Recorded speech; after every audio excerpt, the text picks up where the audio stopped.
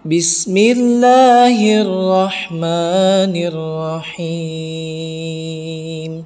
Kalau nyuci baju pakai tanah makin bersih makin kotor. Kita sepakat hal ini.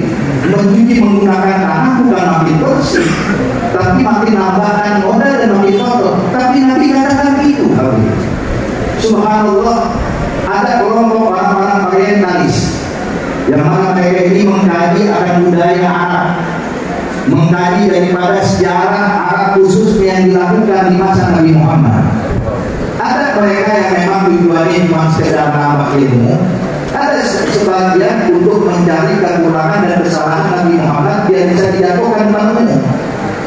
Subhanallah, ini orang-orang orientalis ini hadirin, ketika membaca ini hadis mereka pun langsung bingung. Kok basuh pakai tanah? Berarti kayak ini kesalahannya. Sepertinya Nabi Muhammad, Nabi orang Islam salah. Maka mereka sendiri itu diambil air liur anjing diperiksa pakai mikroskop. Ternyata pada air liur anjing terdapat bakteri dan kuman yang mana kalau ditetesin sabun tetap hidup, diteteskan zat kimia yang paling keras sekalipun tetap hidup. Tapi begitu ditaburkan tanah langsung mati. Akhirnya mereka pun nyatakan ternyata benar yang disampaikan Nabi Muhammad. Hadirin, zaman Rasulullah ada mikroskop, zaman Rasulullah Nabi bikin penelitian, coba lihat ada apa yang dilihat. Enggak, tapi Nabi menyampaikan apapun yang diperintahkan Allah. Maka oleh karena itu Bapak Ibu sekalian, ini ibadah kita ada yang namanya amrun abud. Ada ibadah yang berbentuk ma'qulun bil ma'na. Apa yang ma'qulun bil ma'na? Yang bisa dinalar dengan akal kita. Kenapa yang mengeluarkan zakat? Buat bantu para masakin, membantu orang yang kesusahan. Tapi bisa dinalar. Jadi ada yang ma'qulun bil ma'na, ada amrun ta'abud, dan kita wajib imani itu semuanya. Jadi perjalanan Isra dan Mi'raj memang tidak bisa diukur dengan akal kita, dan ini iman di dalam hati kita.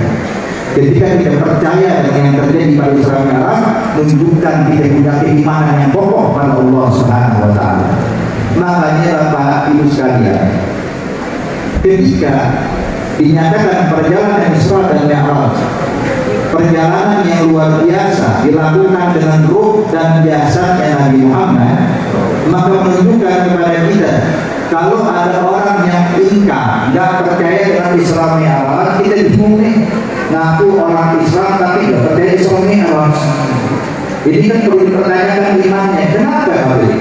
Sebab kalau Nabi cuma melakukan perjalanan dengan ruh tanpa jasad, berarti dua kemungkinan. Apa itu?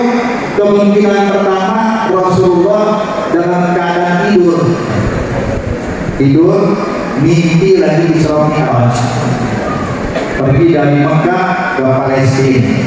Hadirin dimuliakan Allah, Mekah Palestina itu kalau jalan naik ontak zaman Rasulullah 1 bulan baru nyampe.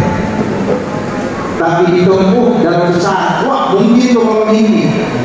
Kita bilang jangankan Nabi Muhammad, orang kampung kita mimpi dari juga bisa. Mungkin ada orang Purwakarta hadirin mimpi pergi haji ke Baitul Haram, lagi tidur mimpi lagi tawaf Ka'bah, lagi sa'i, montar umroh, ya Allah, semua rukun haji kerjakan kemarin. Habis haji dari tahajud, kalau pindah ke Perancis gitu. Ya naik kalau segala macam. Tapi dari Perancis pindah ke Turki main satu dulu. Contoh paling bangun dari Purwakarta, Masya Allah. Saya mau tanya nih, dari Purwakarta ke Mekah kira-kira konek kontak berapa tahun nanti? Langsung. Nanti kalau saat ini bilang nanti tidur, mimpi, dengan orang ini tidak bisa bukan hal yang menghadukan. Atau kemungkinan kedua, Nabi tidak tidur, Nabi terjaga. Tapi umumnya doang biasanya tidak dia, berarti orang gemuk nanti. Orang termenung duduk, tidak tidur ya. Saya mau tanya orang kalau lagi bengong diajak ngobrol nyambung nggak?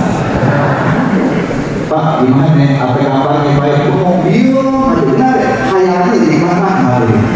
Maka kita bilang kalau dimandukan pada dasar, bingung kita ini ya begini, bukan hal yang menakutkan. Tapi Allah Subhanahu wa Ta'ala menjelaskan kepada kita, makanya yang tadi 16 ini mengisyaratkan pada kita bahwa ini perjalanan yang menakutkan dan juga Bapak Ibu sekalian.